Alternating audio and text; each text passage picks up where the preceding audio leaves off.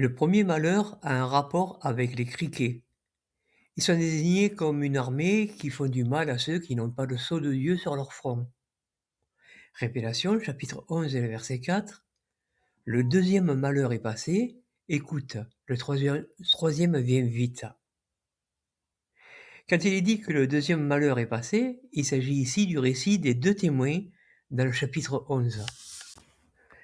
Et le texte nous dit que le troisième malheur vient vite.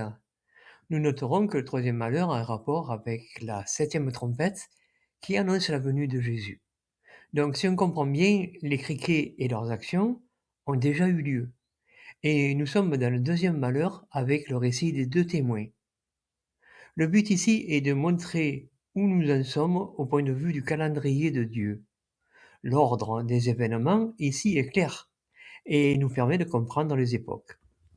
Nous comprenons aussi que la période des criquets est avant les 1260 jours, ce qui nous amène à penser qu'elle est dans les 7 ans que Daniel a désignés pour notre époque, c'est-à-dire avant les 3 ans et demi des deux témoins.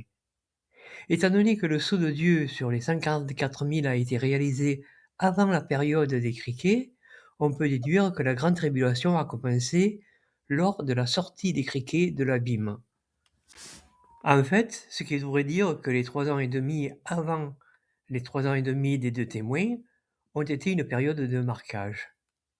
C'est en analysant ces points que nous arrivons à comprendre ce que la Bible veut nous dire.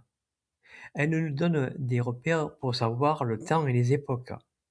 Il est important de savoir qui sont les deux témoins pour comprendre que nous sommes dans la partie des 7 ans. Comme Daniel nous le dit, Daniel chapitre 12 verset 10, les méchants agiront méchamment, et aucun méchant ne comprendra, mais les perspicaces comprendront. C'est l'étude minutieuse de la Bible qui nous rend perspicaces.